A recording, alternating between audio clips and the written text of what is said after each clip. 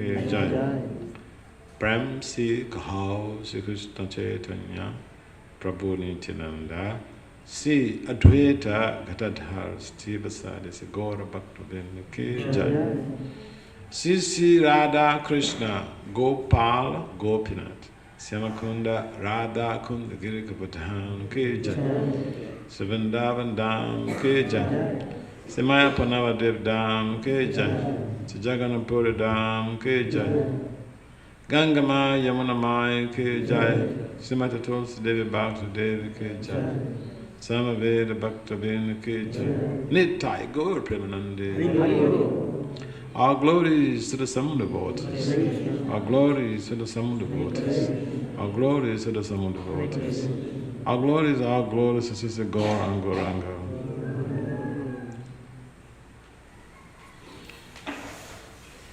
Om Namo Bhagavate Vasudevaya. Om Namo Bhagavate Vasudevaya. Om Namo Bhagavate Vasudevaya. Om Namo Bhagavate Vasudevaya.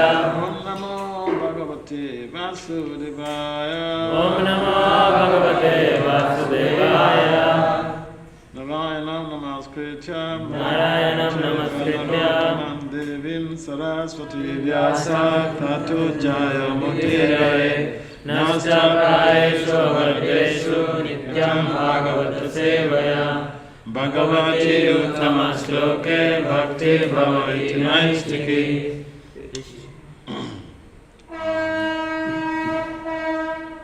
So Srimad Bhagavatam, Canto 1, Chapter 9, Text 12. The title of this chapter is The Passing Away of Bhīṣmadeva. Can I make a request? People start sitting behind the pillars. There's a lot of room in the temple.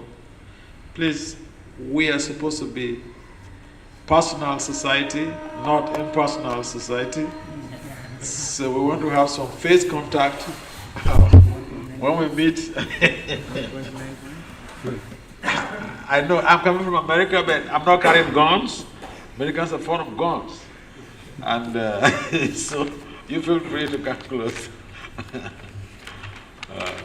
So, this is an interesting chapter because Bhīṣmadeva gave so many instructions when he was passing away. So,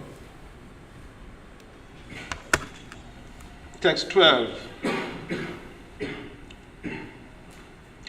Aho kastam aho nyam yam. Aho kastam aho nyam yam.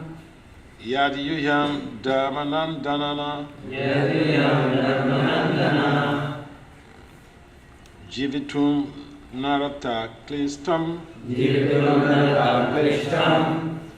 Vripadama shutashraya. Vripadama shutashraya. Aho kastam aho yayam. Aho kastam aho yayam. Yadiyuyam dharmanandana. Yadiyuyam dharmanandana. Jivitum narata klistam. Jivitum narata klistam. Vripadama shutashraya. Vripadama shutashraya. Aho kastam aho yamya. Aho kastam aho yayam. Yadiyuyam dharmanandana. Yadiyuyam dharmanandana. Jivitum narata klistam. Jivitum narata klistam. Vipradama chutashraya. Vipradama chutashraya. Can someone try? Aho kastam aho anyayam. Aho kastam aho nyayam. Yadyuyam dharmanandana. Yadyuyam dharmanandana. Jivitam narhata kishtam. Jivitum narhata klistam. Vipradharma chutashraya. Vipradharma chutashraya. Aho kastam aho anyanyam. Aho kastam aho anyayam. Yadiyuyam dharmanandana. Yadiyuyam dharmanandana. Jivitum narhatha klishtam. Jivitum narhata klistam. Vipradharma chutashraya. Vipradharma chutashraya. Aho kastam aho anyayam. Aho Kashtam Aho Nyayam Yayam Dharmanandana Jeevitum Narhata Klishtam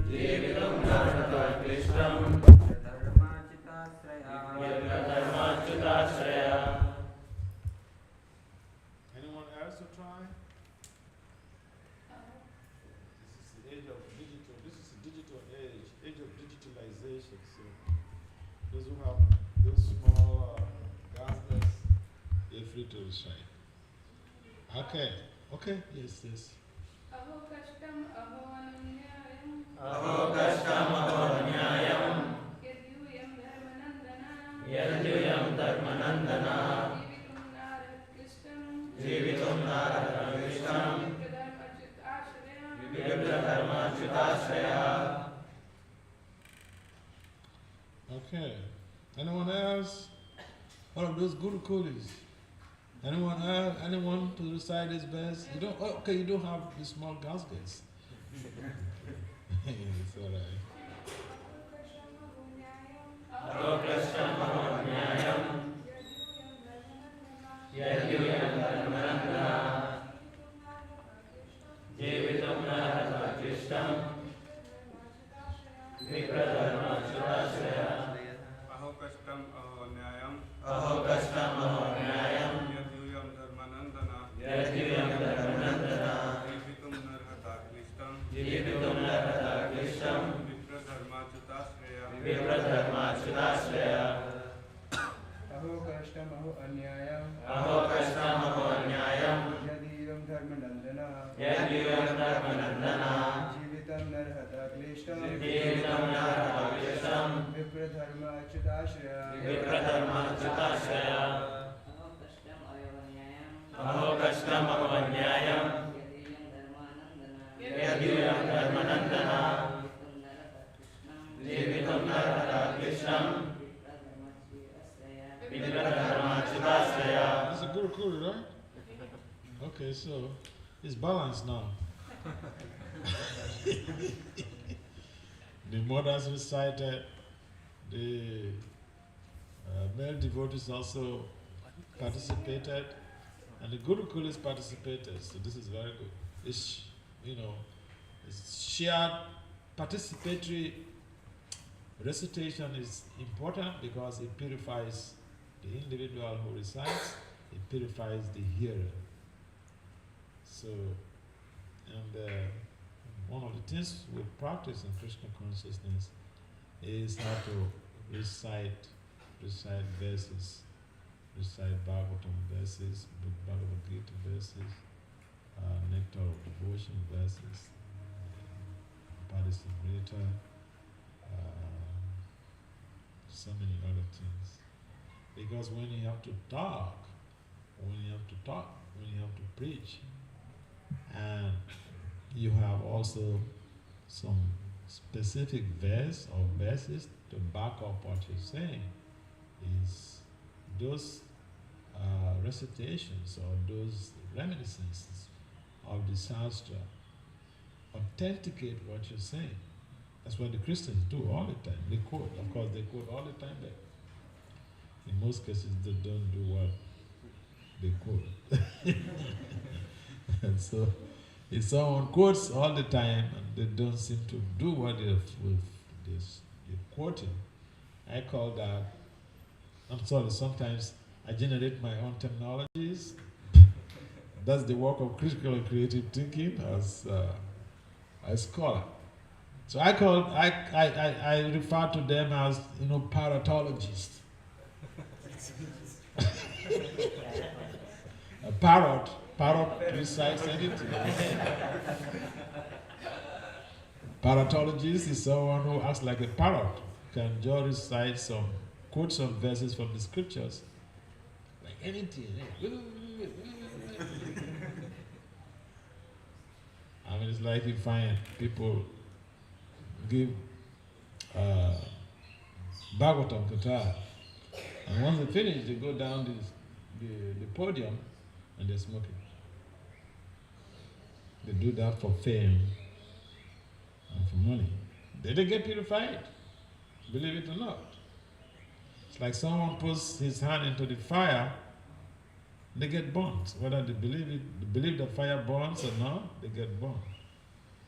It's just that it is a disservice to the society because people see them, then they just tend to think that, oh, all these preachers, they are all the same. Some people become atheists because of the attitude of some of the preachers. All right, let's get back to business. Word for word translation. Translation and purport by his confounder Acharya, Srila A.C. Bhaktivedanta Swami Prabhupada Maharaj ki Jai. Srila Prabhupada ki Jai. You guys are very enthusiastic, you know? So it's very good. That's a good signal, a good sign.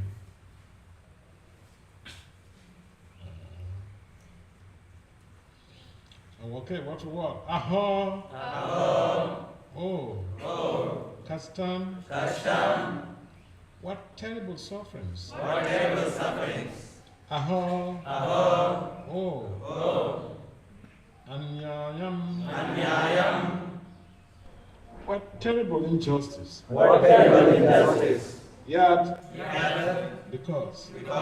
You Yuyam. All of you good souls. All of you good souls.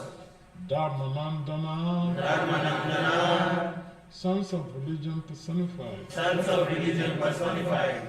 Jevitum. Jevitum. To remain alive. To remain alive. Now. Never. Never. Atata. Atata. Desire. Desire. Kristam. Kristam. Suffering. Suffering.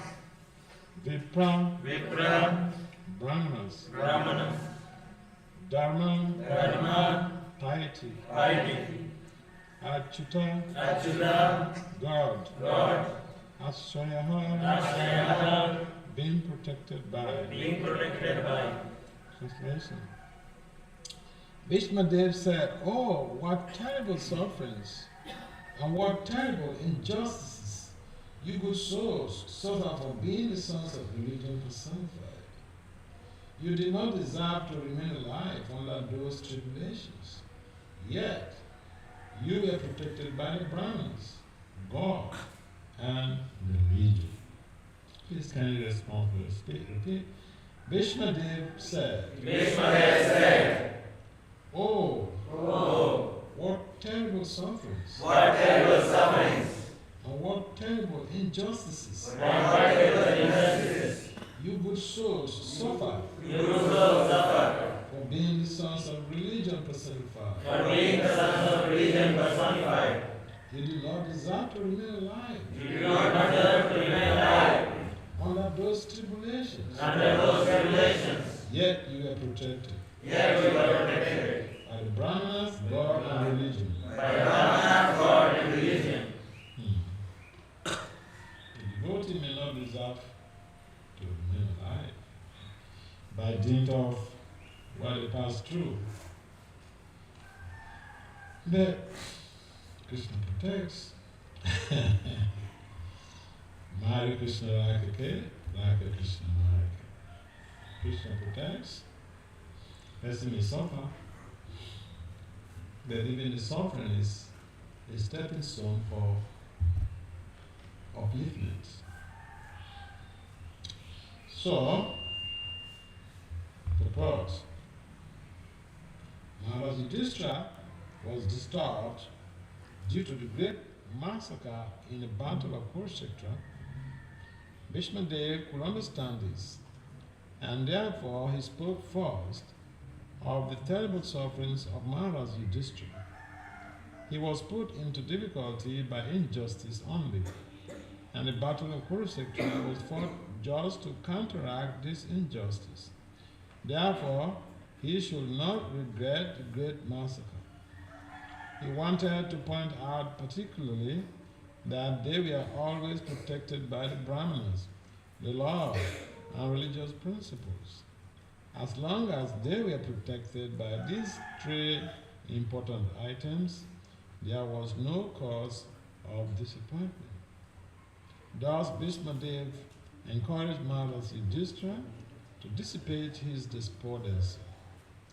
As long as a person is fully in cooperation with the wishes of the Lord, guided by the bona fide Brahmanas and Vaishnavis, and strictly following religious principles, one has no cause for despondency. However, trying the circumstances of life, Bhīṣmadeva, as one of the authorities in the line, wanted to impress this point upon the Pandavas. Come again to answer. Such soul may come in this mind.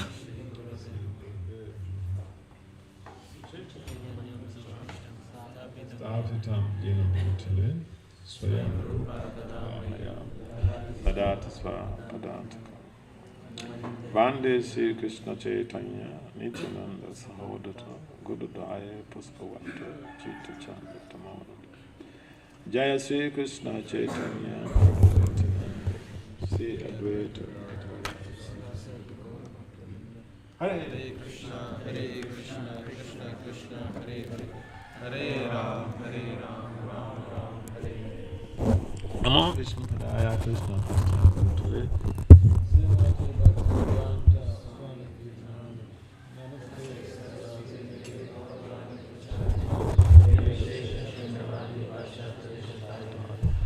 Vanchakalpataribhyacha Kripasanubhyayevacha Paritana. So, this text is relevant to our everyday life, especially in the 21st century, because the 21st century is replete with so many disturbances, so many challenges, and the devotees are not precluded, they are not excluded, they are not exempted from the problems. I remember some devotees died in Ukraine. They're trying to provide food, doing food for life. And one day some missile just on top of their building. They're trying to create a rescue situation for people who are entrapped by the war. What is their fault? But the bomb came and killed them. That is called dying in active service. A number of devotees have died in wars, in war zones. I remember 6 devotees were shot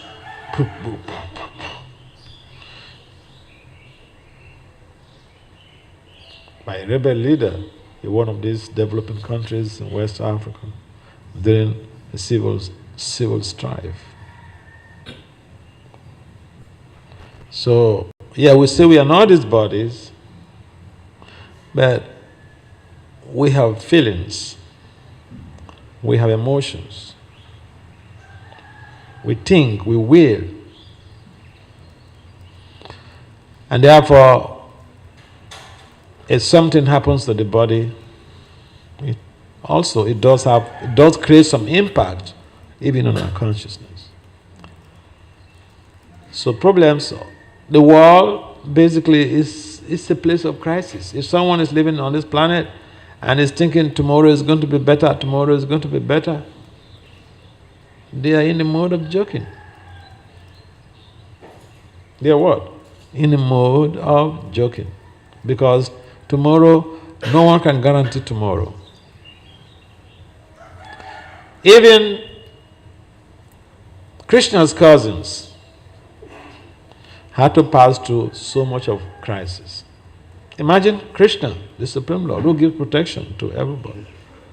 His own cousins, the Pandavas, they passed through so much trouble. They were deprived. They were abused. Their fundamental rights were violated.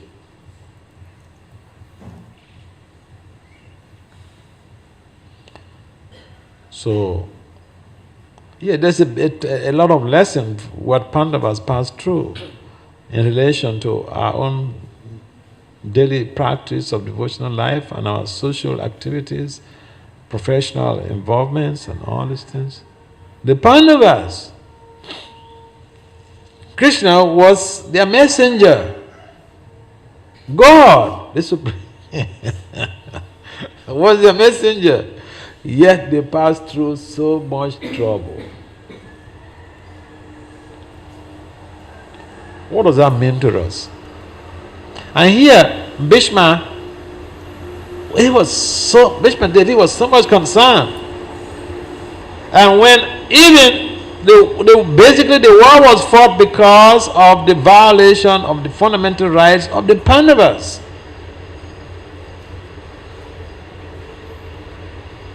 And even before the start of the war, Arjuna himself was put in anxiety because Bhishma went to meet his guru. In a war front, Drona was on the other side. And then they saw him, moving into the Kauravas. So they thought, hey, he's going to surrender? What is this? But he went to take permission from his guru to beg for his mercy. And what did the guru say? You did the right thing.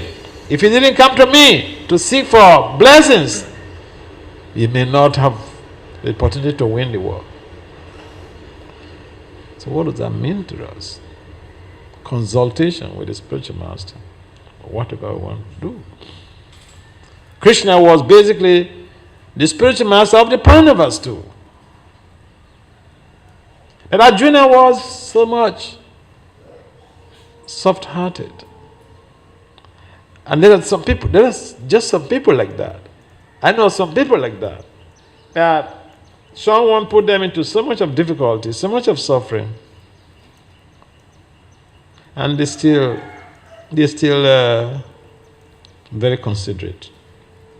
I'm not like that. Because, if someone violates my rights, I'm tempted to take proper, civil action.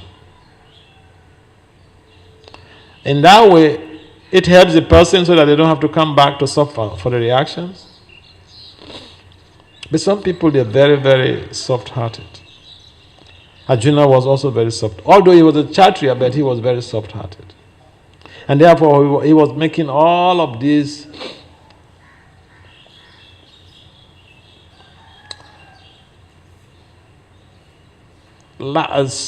so to say, latent appeal to not go into the war, not fight. He was rationalizing why they shouldn't go into the war. Because these are all his relatives, family members, extended family members. But Krishna was bent on. And the last resort, when everything else fails, negotiations fail, persuasion fail, then, we go to court. Or we go to war. We go to war. That was Krishna's principle. I've tried these people to recognize your rights. They violated your rights. They have perpetrated so much of injustice on you. They wouldn't budge in their injustice. All right. Violence. Go to war. This is one way to resolve crisis. When everything else fails, the last resort in crisis resolution is war. Fight, or we'll go to court. So, after this war, so much of massacre ensued. So much of killing. So much of what we'll say, if we use a polite language, so much of ethnic cleansing. People want to use, they don't want to make a situation seem ugly or bad, then they use some polished language.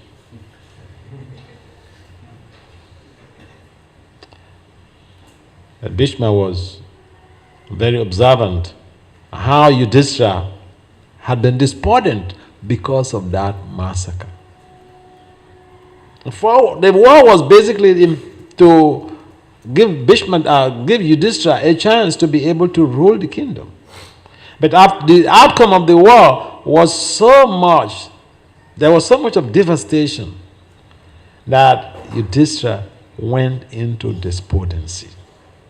He was desolate. He was afflicted by the suffering that people have gone through. So Bhīṣmadeva recognized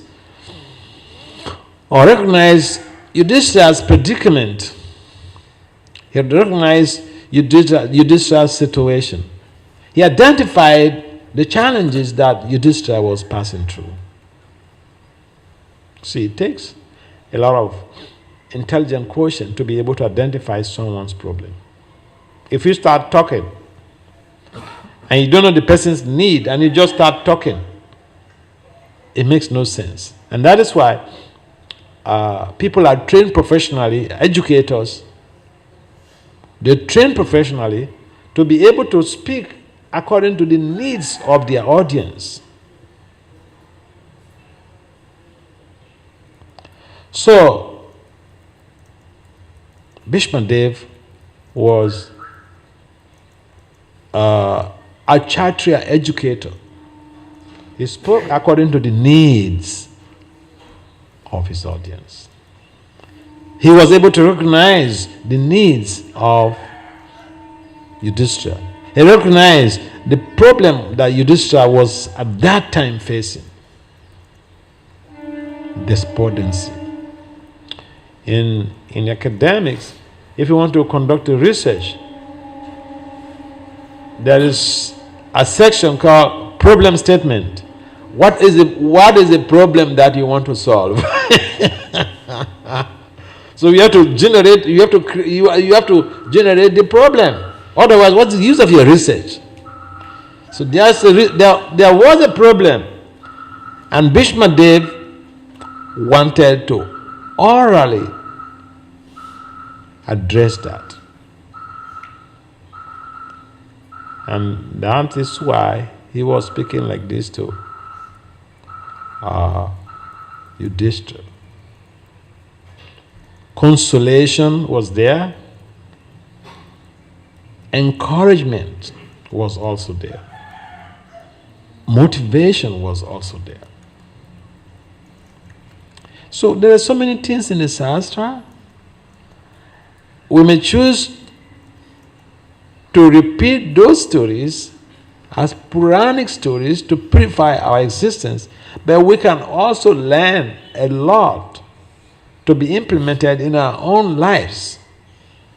Implications of those leelas. Higher than just becoming purified is also to gain some background information on the implication of that very Purana to our own life. The implication of that very story, or that very Leela in our own life. So Bhīṣmadeva was like a counselor here.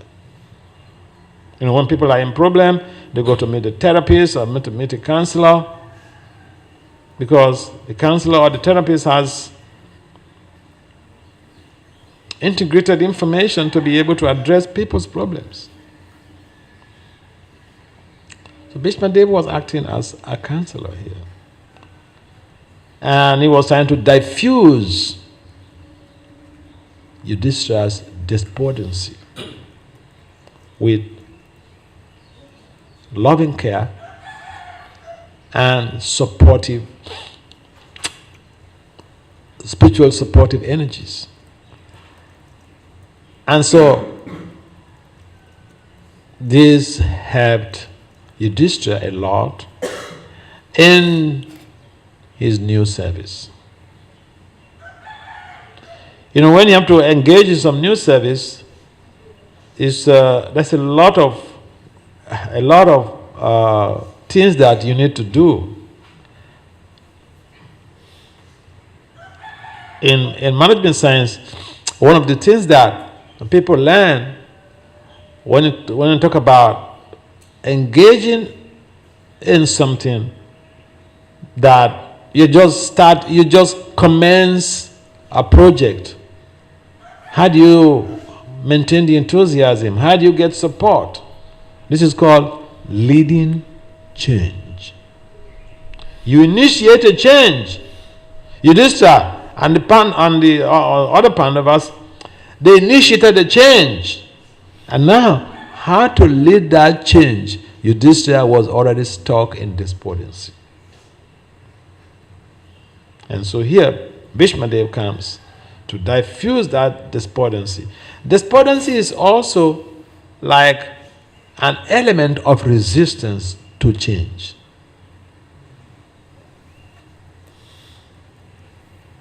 Do you understand that? If you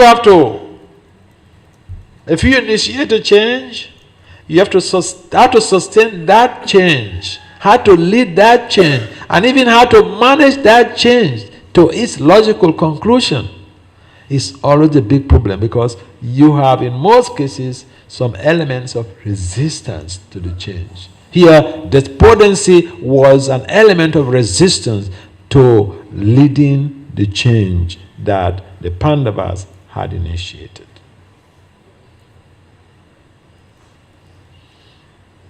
So Bhīṣmadeva came as a general in Simo. You see, the generals, I remember someone in some literature I've read, like that in the U.S. Army, it's very difficult for someone to become a general,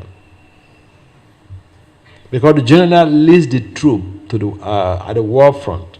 And if there is some danger there, they are also psychically developed. If there is some danger there, the general will retreat with his troop. They will perceive it. And it's not that they just give general to anybody and just they rank so that you make more money.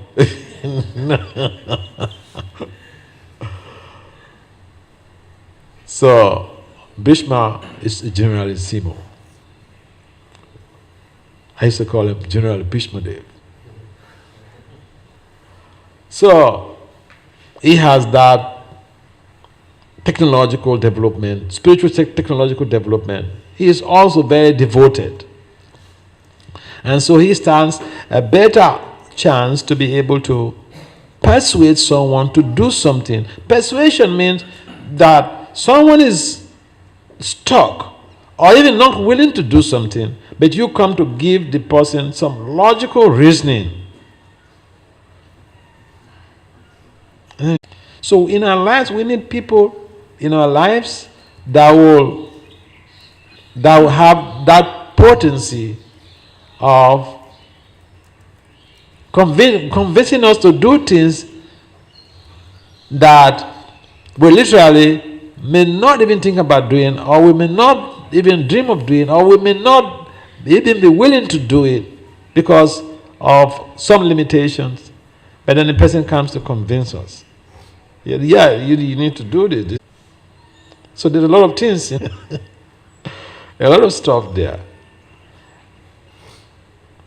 So, the bottom line here, Bhīṣma says, you are protected. And this brings us to one of the elements of Saranagati that was developed by Bhakti Thakur. In Saranagati, a devotee feels fully protected by the Lord. That's one of the elements of Saranagati.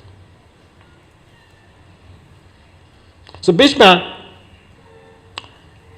he mentions that although you were put into all of these tribulations, you're supposed to die, but you're still alive.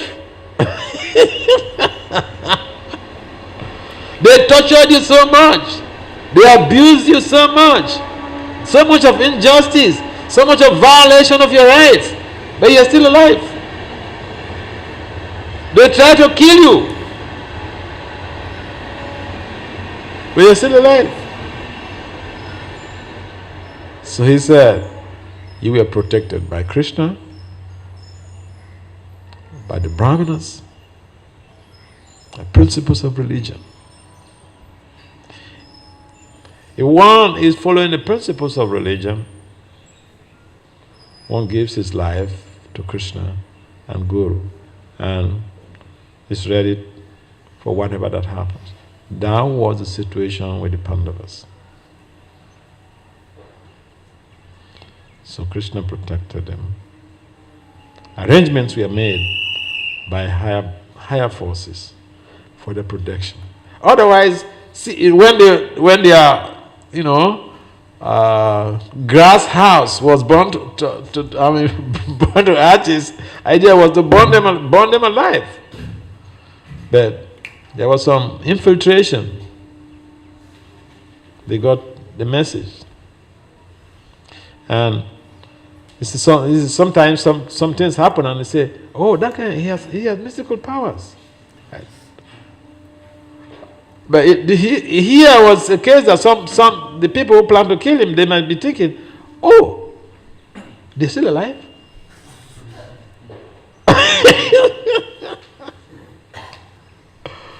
Yeah.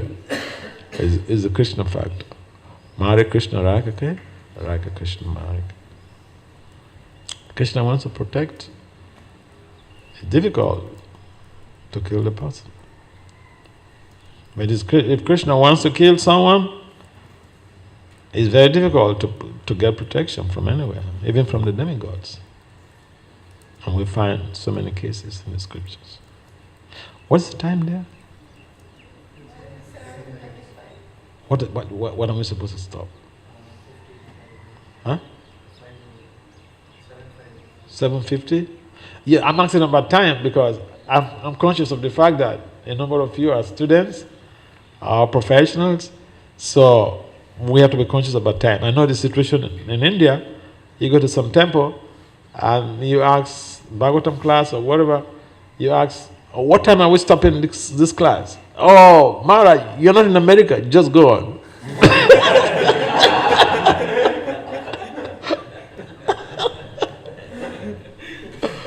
Yeah. They'll tell you that, oh, you are not in America, this is India. You just, continue with the kata.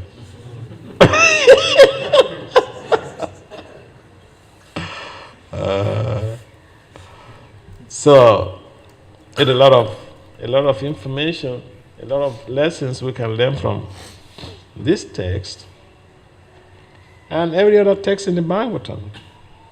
You see, the problem also is that we take the text and the purport and we read it, we relate the stories, and we know it's going to purify us, but actually,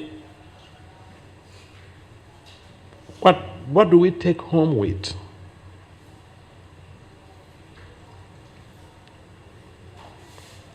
And also accept. And that is why each place I go to, I like make an open solicitation that our devotees, those who have broad intelligence, those who are inclined in learning, they should be encouraged to go in full into the learning fields and develop their skills. Because, the things that I'm sharing with you, or the things that we are sharing with you, suppose I'm not are professionally evolved, I wouldn't be able to give those type of stuff. I wouldn't be able to share those type of information because these are things that I can relate with, or we can relate with, based on the fact that they're there in the academia.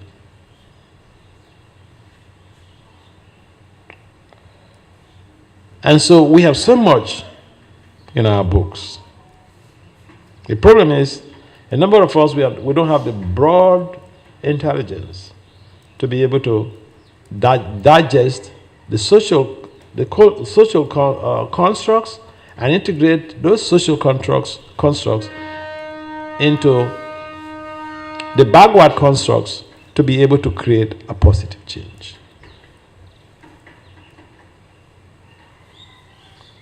Yes, some people, they'll be very satisfied.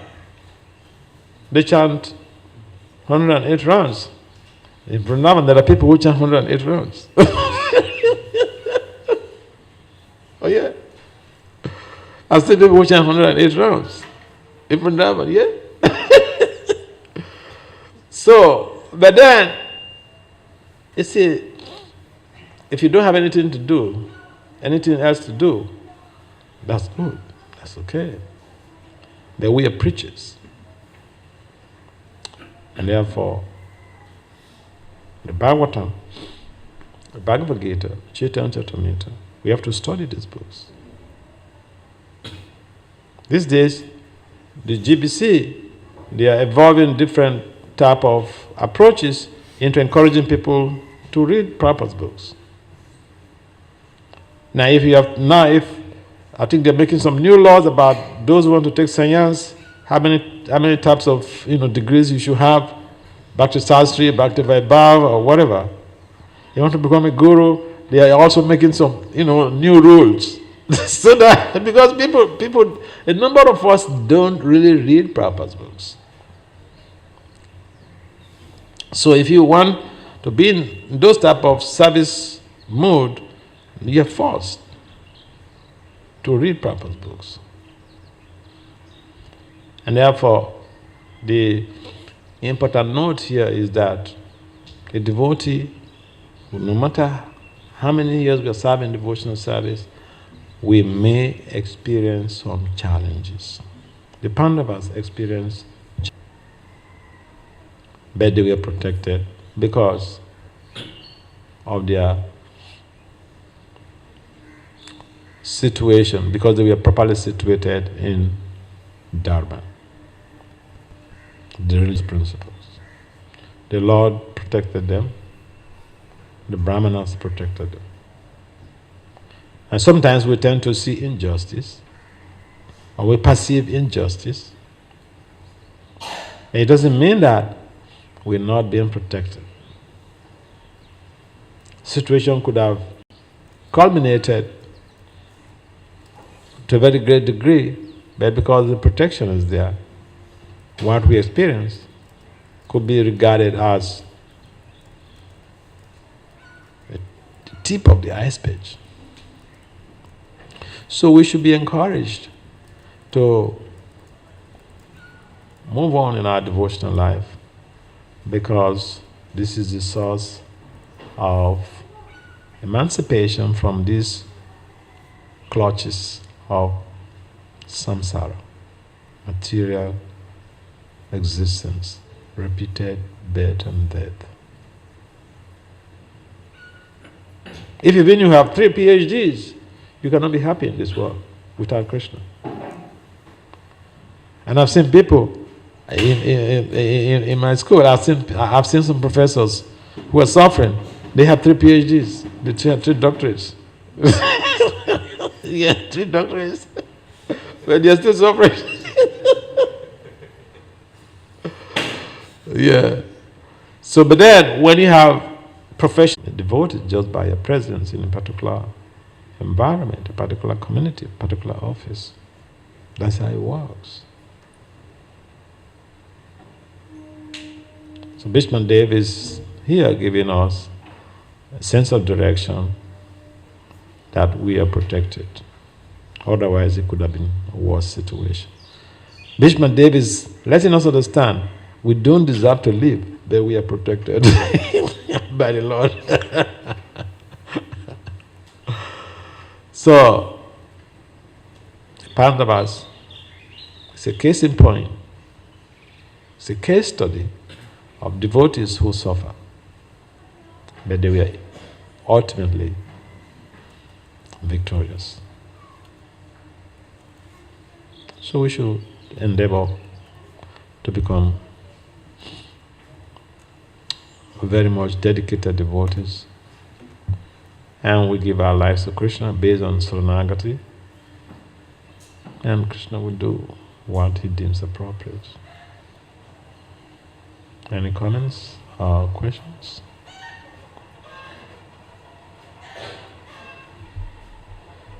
Yes. Any comments or questions? It's a simple talk. It's an open book of objectivity. There's no complications there. Yeah. Yes. Is there anyone who wants to make some input?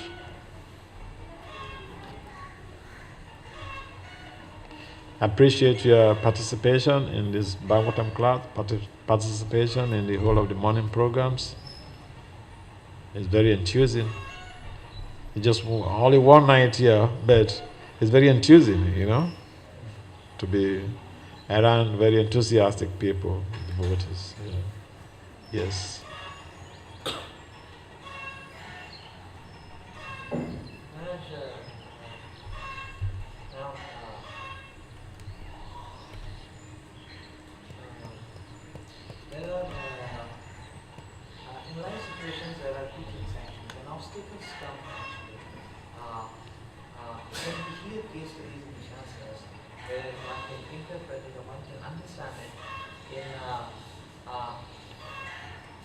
So an obstacle, there's an obstacle which is coming, a severe obstacle, head, stop, it's like that. And now one can say that, okay, this is Krishna's best. There's one time case studies in which we see this is Krishna's best, and Krishna wants me to more rigorously go into the intensities of devotional service, and then that way is to the service. The other is the other type of case studies we see that, okay, this is Krishna saying now from this direction you should not go. That direction is a service only. It's not it's on Monday. It's a service to Krishna. Probably this is direction Krishna wants something else. So how do we differentiate? Yeah. Okay, it's a test. Yeah. It's a signal for Krishna that maybe this service is not meant for you. You can focus on something else. Yeah. You see, when we face, I was reading some article put up by one management scientist, the dean of a business faculty at Wharton University, and she was making some points about a similar thing. Where you have challenge of making a decision. You're in a state. You're in a dilemma. What is the option? Because you don't know. Right now, you don't know what is good for you. So, and especially when you are in a dilemma, you get confused. Consciousness becomes covered over by the mode of passion and ignorance. And Hridaya Dubalya, our hearts also become weak. Our mindset also becomes so it's challenging. Like Arjuna was put into a critical, challenging situation. But what did he do? So, he sought for the refuge of his Guru. That's why we need a spiritual guide. So that when we get confused, we can call our spiritual guide, "Hey Maharaja, this is the problem I'm facing. What to do?" He gave you a sense of direction.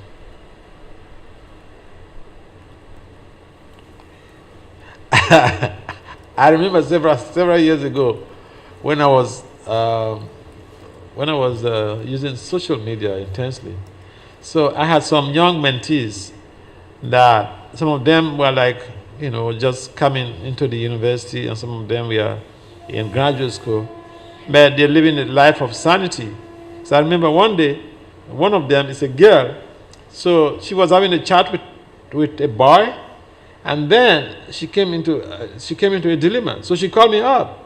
She said, This is what this guy said. What should be my response?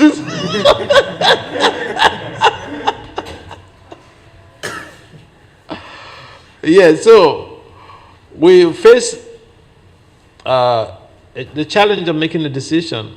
Even the two options might be maybe Krishna conscious options, but what is best for you?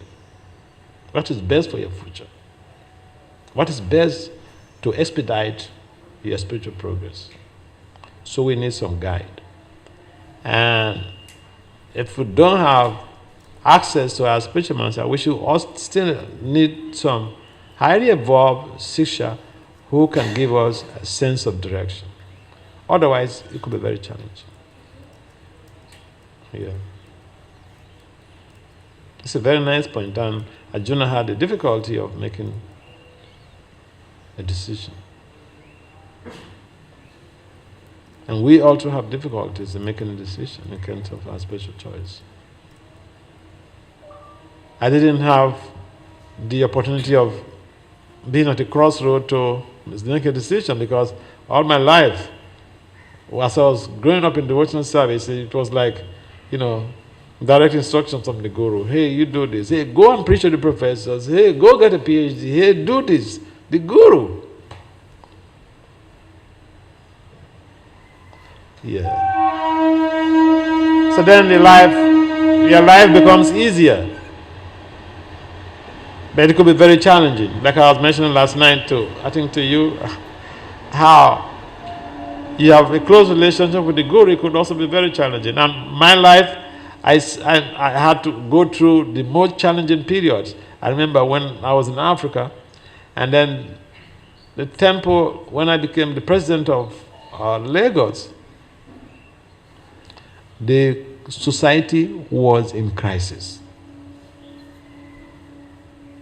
People are trying to close down the society. There was so much of police implications and all this. And that was the time my Guru Maharaj asked me, Vasudeva, you be the president. Go deal with the situation.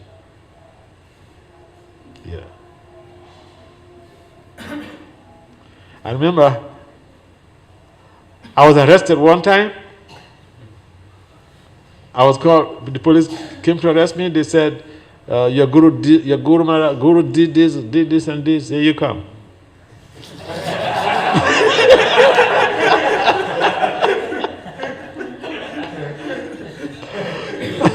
Yeah. So, but then, I went, because also I had the great fortune of having to, when I was young, I had the great fortune of having to work with the judiciary or the justice department. So police and lawyers, come on, justices, those are things we're drinking like a staple food every day. So then I went to the police station, and I made my statement, document everything. But it was a big hassle, and then this problem comes, that problem comes. So I lived my life also in devotional service, was a crisis. If I was not like a die-hearted guy, I could have just run away. Yeah. And I remember one time, one of my friends, he was a temple president. He had some problems, so they removed him from presidency. And then he came, so I was allowing him to stay in my office with me. And then one time, Janmashtami was approaching, so the temple at the range, we sent him to the north to buy boga because it's cheaper there. And then he had an accident and died. And we didn't return, so we sent someone to go and trace him. And then the guy came back to say, he had an accident. He saw the documentation from the police and all these things. So we had the documentation. But then the wife reported to the police that I killed the husband. So the police came and arrested me. Imagine, I was arrested for murder. But I had those documents from the police, from the north. So when I went to the police station, I gave all of my statements, and I gave, detail exactly what happened.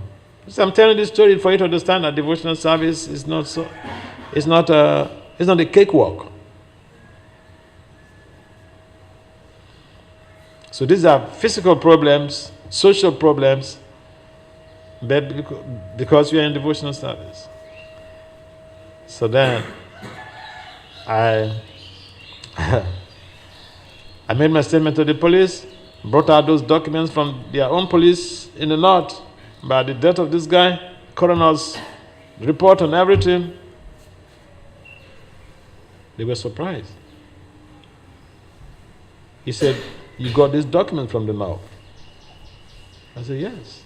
This is to show that I didn't kill the guy. He died in an accident."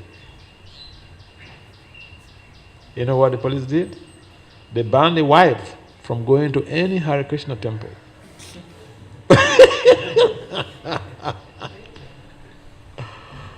Yes, so it's funny. So yeah, back to your question. When we face difficulties, we should make some consultations, because two heads are better than one. What's the time now? So we are 5 minutes over. There are boundaries. So we have crossed the boundary. I'm sorry for that, but I think we can stop here. It's okay, actually, only few of us can have our question. Okay, because I was thinking a number of the students, they may be going to eat and going to class. Okay. All right, so you're free to ask your questions. Any comments or questions? You can ask me anything. I read also counseling and language arts. My master's was in education and philosophy with a major in critical and creative thinking. My doctorate was in management science. So you can ask me any question you want.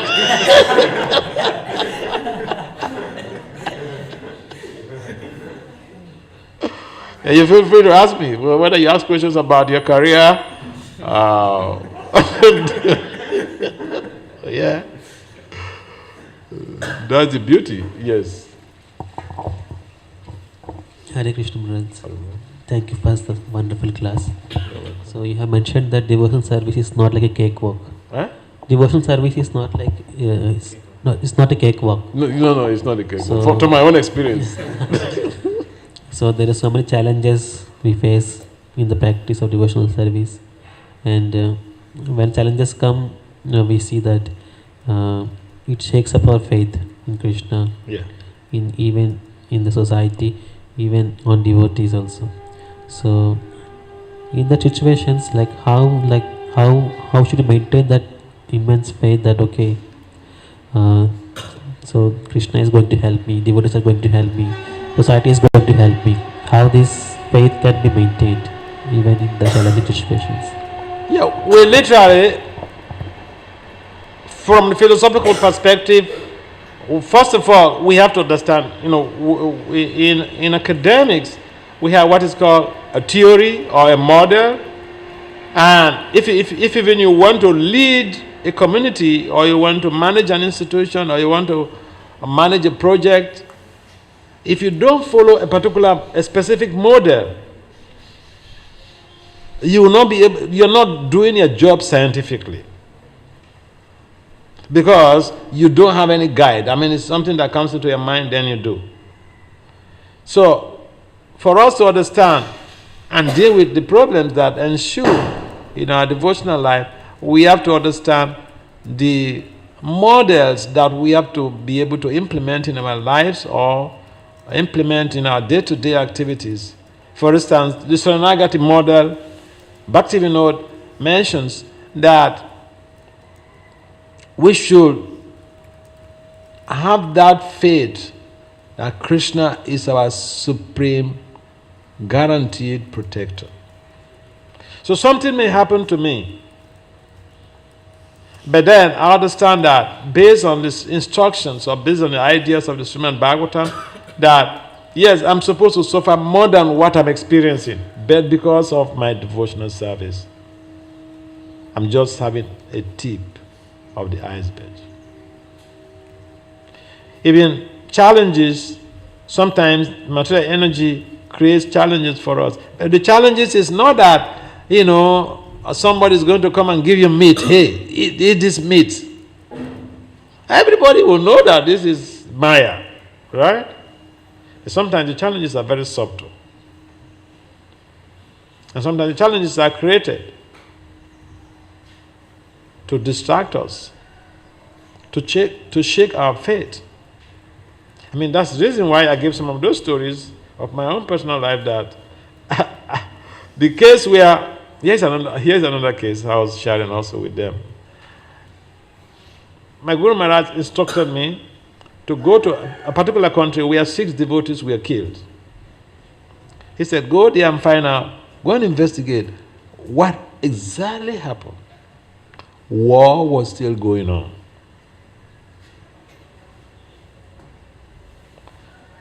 So I flew into the neighboring country. There's a temple there. I went to the temple. The president of the temple, my Guru Maharaj's disciple, he sat me down and gave me a whole sermon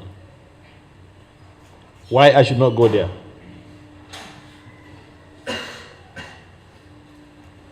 So I asked him, between you and the Guru, whom should I follow?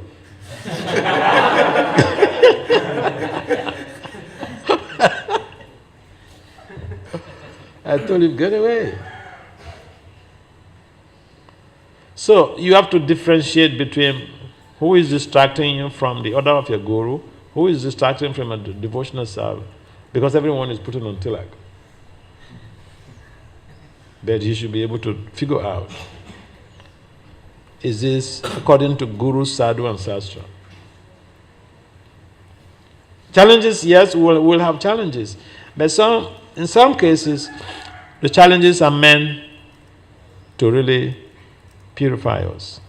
And because we have faith that Krishna is protecting us, they come and very,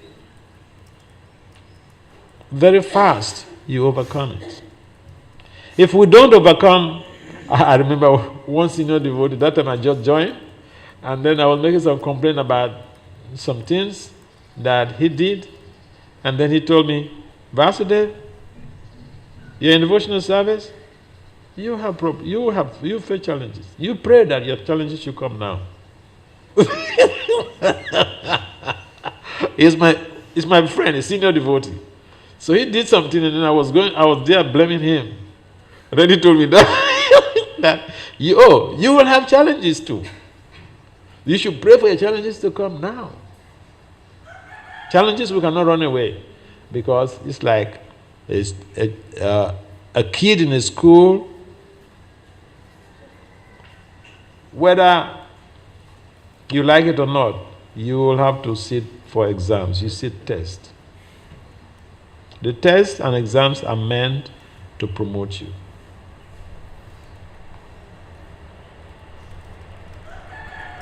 Correct?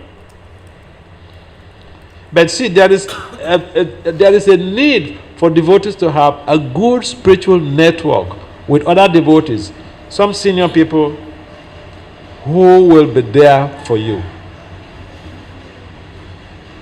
Because especially some of our gurus, they have thousands and thousands of disciples, and you don't have the chance to be able to directly have that impact based on what responsibilities they have.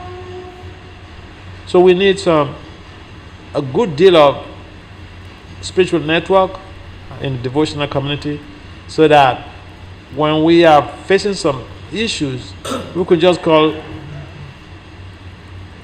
our shishya or our guru to get some clarification.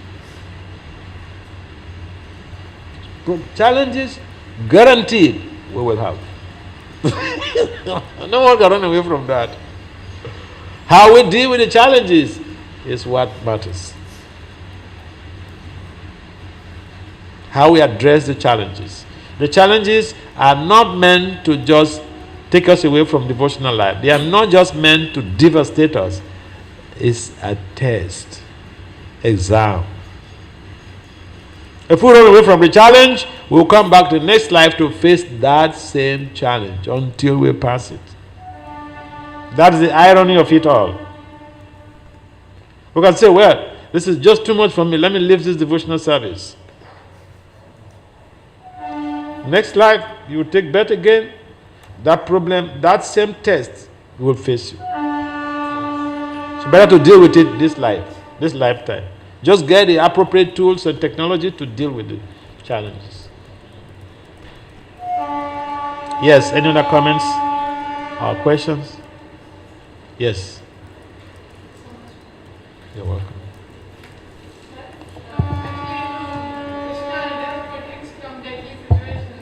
Person comes alive out of that. How to maintain, sometimes like in some cases it happens that even after, repeated help by Guru and Krishna, they are rescued from the situations where their devotional service would have ended. But then they should practice nicely and enthusiastically. Like you were saved from such a situation that you entered in a false allegation of doing a murder, but you are grateful to your Guru Maharaj and you are continuing till now, but some are not able to continue. How, when the positive help from Guru Sadhu Shastra comes, how to go up and not go down again? That basically also comes from the fact that there are intrinsic and extrinsic factors that impact on our behavior, that impact on our faith, that impact on our daily devotional activities. And so, if we have this strong connection and the love, if you love someone, if even they do something, someone does something, the person you love did something wrong, and it comes to beg you, you forgive and you move on. As much as they change their behavior positively. But if the person doesn't change their behavior positively and just, I'm sorry, and they don't change their behavior, you will not be enthused to get along with that person. You may say, well, I forgive you, but I can't get close to you because you never change. So, when we have the mercy of the Guru and Krishna devotees, should we just be completely in oblivion or be oblivious to this mercy? Should we not recognize it?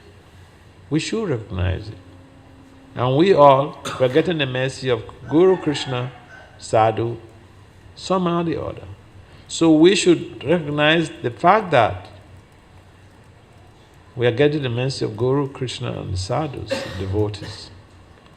And therefore, we should volunteer ourselves to be more committed in the cause of devotional service.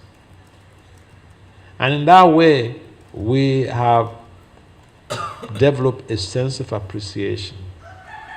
I have developed a sense of appreciation of what devotees have done for me, what my Guru Maharaj has done for me, what Krishna has done for me. And therefore, I feel committed to the devotional community. So yes, we should feel committed. And that commitment should come when we try to treat everyone around us like our beloved younger sibling. I remember I was in Canada, and then that was in Montreal, and one devotee was traveling, one brahmachari was traveling with some other brahmacharis. They were traveling for Sankirtan and Harinam. And the leader of the group, he came to me to ask what he could do to help these devotees grow in their devotional life fast. I said, it's a simple thing you can do. He said, tell me. I said, you should treat them. I asked him if you have a younger brother you love in your family. He said, yes. I said, you treat all of these devotees traveling with you the way you treat that your younger brother. You know what he told me? He said, Maharaj, that is very difficult. I said, what's the difficulty? We're preaching that Mama Evam Jiva Loki, Jiva Bhuta Sanatana. We are all part and parcel of Krishna. It means we are family now. We are family. Part and parcel of Krishna. This is Krishna's family. So what's the difficulty in you treating your family member to love them, to love everyone in the family member? So, appreciation is important. You see, outside, in the secular world, people talk so much of appreciation. Because the more you appreciate, the more you are endowed with the potentials. The more you appreciate what you have, the more you are endowed with potentials. So we should have a sense of appreciation of what we have. We wake up every day, but not everyone wakes up. So when we even have a chance to wake up in the morning, we should thank Krishna because we don't deserve it. We don't deserve it, but by the mercy of Krishna, by the mercy of the Brahmanas and religious principles, we have a chance to breathe the oxygen for the next day. A sense of appreciation will enable us to continue our devotional service, will enable us to stay in devotional community. Sense of appreciation.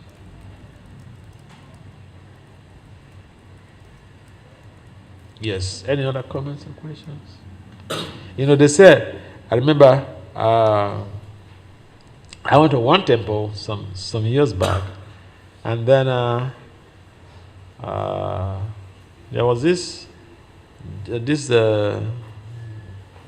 guy. That time he was doing his PhD, and his wife. So they just had a baby, and then they said I should come over to their place for the weekend. So I went there, and you know what? They kept me awake until like almost 12 o'clock. You know their reasoning? They said, this is their chance. The wife brought a notebook, he brought a notebook, and they were asking me questions about their family life. And they were writing. The two of them are scholars. The wife also had a master's at that time. She was doing his PhD, and they were documenting this. They kept me awake almost till 12 o'clock. So then later they were begging for forgiveness. I said, it's all right. I understand the situation. You may not see me perhaps the rest of your life for this opportunity to come and stay with you. But, they were so nice that we became so much close friends. And each time I go to that area, instead of staying at the temple, I used to stay with them. They want me to stay with them. So my point is, it's like a devotee is like a cow. People go to milk the cow. They milk it until everything, the back is filled. So yes, ask your questions, okay? Yes. We are now, we are Can you give him the microphone so that?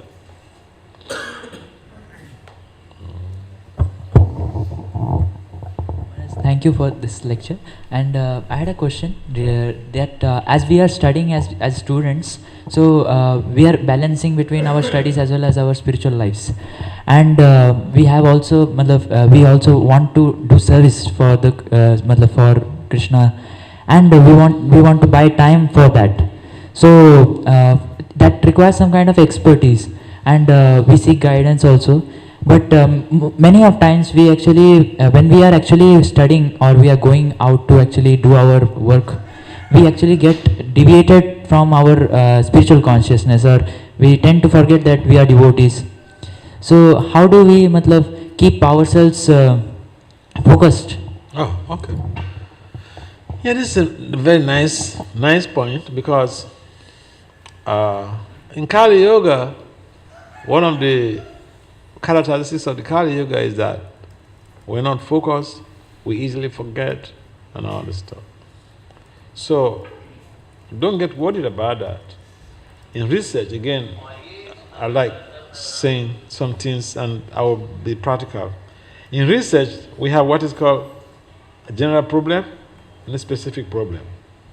This one is a general problem, so you don't have to be worried.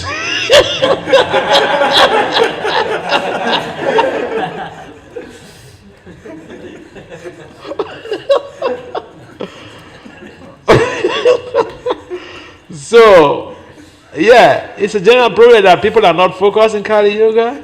We forget very easily. And the way to be able to help ourselves in that wise is to employ the tool of effective time management. When we have effective time management, we are conscious about what, at the moment, what we should be doing. So if some other thoughts come, we brush them away. I mean, it's like we are chanting, okay, thoughts are supposed to, flood your consciousness. But you ignore them. That is the right way to abuse. That is the only time you have a right to abuse those thoughts. You ignore them. So if you have a system of effective time management, at every moment you have something to do. And therefore some other thought comes, you just ignore it. That's called an abuse. Okay? But it's authorized abuse. Okay? If you don't have effective time management, you will be chanting, and I've seen this in our temples. I'm sorry to say, but it's not blasphemy, but my own personal experience. I've seen it. See, I have two phones, but I never carried the phones to Mangarati. Today I carried it because I was going to have to ask him for something, but then later, he addressed it before then. So my point is, if you have effective time management, if someone calls you on the phone, when in America, you don't call somebody when you don't have a pre-scheduled talk. Except maybe the person is like your wife or your husband or your child. They can just call you anytime. But even your child, when you're at work, they are not supposed to call you. Because if you're at work, if it is 8 hours work, those 8 hours you cannot answer a call. You cannot make a call. That's how the professional life is so strict in America. So we have to live a strict life based on effective time management. And when we follow in that type of pattern of life, that type of schedule, if someone brings in something, I mean, it's like when we are coming from Mayapur. So I saw one man, elderly person with his wife. He was having the chanting hands inside the chanting bag, and there was one other man sitting by him, and I perceived that guy who was having the chanting bag, I was observing him because the other guy was talking. Then he would look at him and say, yeah. Then he would turn away. But he was not sensible enough to just leave him alone. So there are people out there who are just there to distract you. And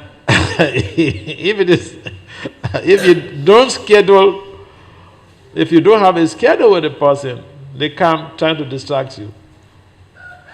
Tell him, Prabhu, Can we discuss about this later?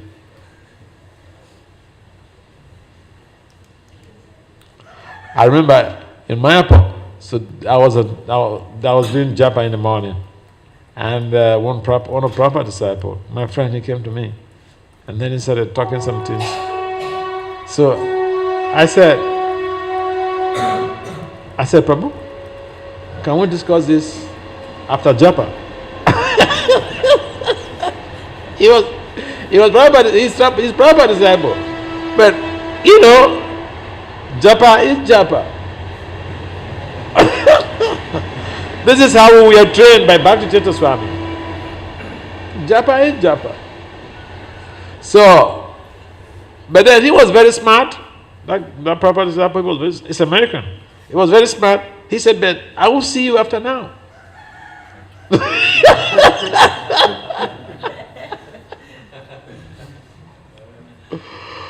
So I didn't want to argue with him. He's a senior devotee. So I let him make his talk. I sacrificed but I was conscious that this is not what I should do now.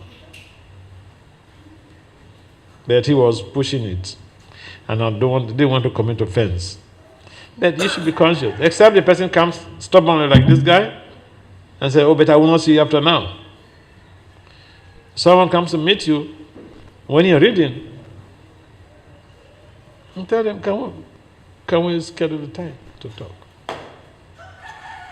If someone calls you on the phone when you're doing something else, you can tell him, can I call you back later? Because you never can tell. The talk may protract into a long time. And then at the end of it, you feel very bitter because you feel that your time has been wasted. So the way to be able to guide against that, someone calls you on the phone when you're busy doing some things, you tell them, answer the call, but you tell them, can I call you back later? These are just different strategies on how to be able to compose yourself and not, get out of your boundaries.